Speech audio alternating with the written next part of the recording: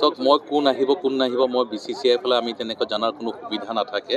এইটো হৈছে ফ্ৰেঞ্চাইজি বেছ ক্ৰিকেট। যিকেইটা ফ্ৰেঞ্চাইজি আছে তেওঁলোকৰ নিজৰ টিম আছে, টিম অ'নাৰ্ছ আছে আৰু টিমৰ লগত জড়িত বিভিন্ন ব্যক্তি থাকে।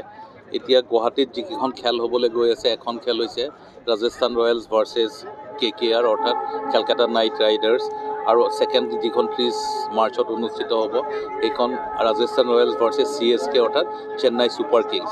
যে চেন্নাই ছুপাৰ কিংছত কোনসকল খেলুৱৈ আছে, কোনসকল লোক জড়িত আছে আপোনালোকে নিশ্চয় জানে। চ' মই আশা কৰিম যাতে প্ৰত্যেকটো দলৰ যিসকল মূল ব্যক্তি নিশ্চয় গুৱাহাটীলৈ আহিব। কিন্তু আমাৰ ফালৰ পৰা BCCI ফালৰ পৰা এই বিষয়ে মন্তব্য দিয়াৰ কাৰণে আমি যথেষ্ট আমাৰ আহিলাও নাই, আমাৰ সম্বলো নাই। কোনকেইটা টিমত কোন আহিব সেইটো তেওঁলোকৰ প্ৰেৰগেটিভ। একৰ্ডিংলি তেওঁলোকে সময়মতে টিমবিলাক লৈ আহিব। আৰু মই ভাবোঁ যে গুৱাহাটীত এই মাৰ্চ মাহৰ শেষৰ সপ্তাহত খুব দুখন ভাল খেল ইয়াৰ অসমৰ লগতে নৰ্থ ইষ্টৰ ৰাইজে উপভোগ কৰিব পাব। বিৰাট কোহলি এটা মানে তেওঁ কমেণ্ট এটা কৰিছিলে যে BCCI যি নতুন ৰুল বনাইছিলে তাত তেওঁ ক'বলৈ বিচাৰিছে যে পৰিয়ালৰ লোক লগত থাকিলে এডভান্টেজ এটা আহে, মেণ্টেলি ছাপোৰ্ট পায় তেওঁ। চাওক, প্ৰত্যেকটো মানুহৰ বা প্ৰত্যেকজন খেলুৱৈৰ বা প্ৰত্যেকজন কৰ্মকৰ্তাৰ, প্ৰত্যেকজন অফিচ বিয়াৰৰ নিজৰ নিজৰ পাৰ্চনেল অপিনিয়ন থাকিব পাৰে। সেই অপিনিয়নৰ ওপৰত মই কমেণ্ট দিব নাযাওঁ। যিবিলাক ৰুলছ এণ্ড ৰেগুলেশ্যনছ BCCI বনায় সেইবোৰ যথেষ্ট সংখ্যক আলোচনা হয়। আমাৰ কমিটি থাকে, এটা সামূহিকভাৱে এটা আলোচনা কৰি পেলাই এটা পাৰ্টিকুলাৰ প্ৰচেছৰ থ্ৰুৱেদি ৰুলছ ৰেগুলেশ্যনছবোৰ দিয়া হয়। চ' সেইখিনিৰ ওপৰত কোনোবাই এগ্ৰী কৰিব পাৰে, কোনোবাই ডিছএগ্ৰী কৰিব পাৰে। আজি ধৰি লওক বিভিন্ন আইন আছে, বিভিন্ন সময়ত বিভিন্ন মানুহক বিভিন্ন ধৰণে আইনে বান্ধি ৰাখে। চ' সেই নিয়ম কানুনবোৰ কিছুমানে ভাল পাব পাৰে, কিছুমানে বেয়া। চবৰ নিজৰ নিজৰ অপিনিয়ন দিয়াত ডেমক্ৰেটিক ৰাইট এটা আছে।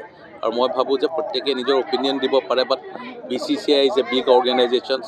BCCI নিজৰ খেলুৱৈ হওক, নিজৰ কৰ্মকৰ্তা হওক, টিমৰ ছাপৰ্টাৰ, তাৰ ওপৰত কিছুমান ৰেগুলেশ্যন নিশ্চয় বান্ধি দিব লাগে।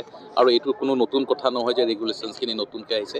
এই ৰেগুলেশ্যনছখিনি বহুত দিন আগৰ পৰা প্ৰযোজ্য হৈ আছে। মাজে মাজে তাতে সুধা অলপ লিনিয়েঞ্চি দিয়া যায়, কিন্তু এতিয়াও যিখিনি ৰুলছ এণ্ড ৰেগুলেশ্যনছ আছে তাতে যথেষ্ট সুবিধা সকলোৰে কাৰণে কৰি থোৱা আছে। চব BCCI যিখিনি টুৰছ এণ্ড ফিকচাৰ্ছ কমিটি আছে সেই কমিটিখিনিৰ মিটিং অতি সোনকালে হ'বলৈ গৈ আছে।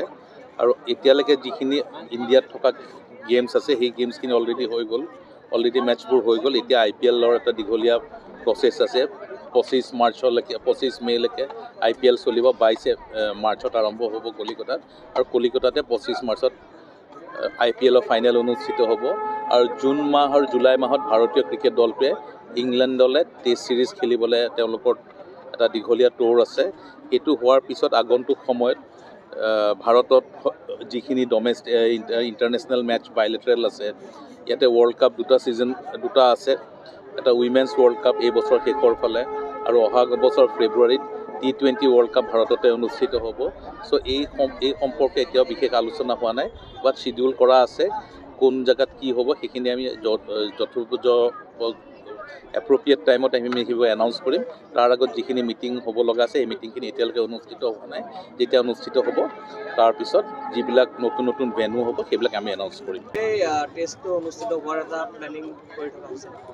চ' আজি কিছু বছৰৰ পৰা গুৱাহাটীত টেষ্ট চেণ্টাৰৰ কথা মই ACAৰ ছেক্ৰেটাৰী থাকোঁতে আৰম্ভ কৰিছিলোঁ। সেই প্ৰচেষ্টাটো চলি আছে। উপযুক্ত সময়ত নিশ্চয় গুৱাহাটীত টেষ্ট চেণ্টাৰ হ'বলৈ যাব, আৰু তাৰ কাৰণে অলপ অপেক্ষা কৰিব লাগিব। নৰ্থ গুৱাহাটীৰ যিখন অসম চৰকাৰে বনাই আছে আমিন গাঁৱত, সেইখন ষ্টেডিয়ামৰ কামৰ এতিয়া প্ৰায় 40 to 50% হৈ গৈছে। যদিও টাৰ্গেট আছিলে অৰিজিনেলি মাৰ্চ 2026ত, এতিয়া সেইটো 4 মাহ চমুৱাই আনি পেলাই বাই ডিচেম্বৰ, যিটো কনষ্ট্ৰাকশ্যন কমিটিয়ে কামটো কৰি আছে তেওঁলোকে বাই ডিচেম্বৰ 2025 সেই প্ৰজেক্টটো হেণ্ড অভাৰ কৰিম বুলি কৈছে। অৰ্থাৎ যদি ডিচেম্বৰত সেই গ্ৰাউণ্ডখন ৰেডি হৈ যায় আৰু ষ্টেডিয়ামটো ৰেডি হৈ যায়, গুৱাহাটীত আগন্তুক দিনত 2টা ইণ্টাৰনেশ্যনেল ভেন্যু হ'বলৈ গৈ আছে।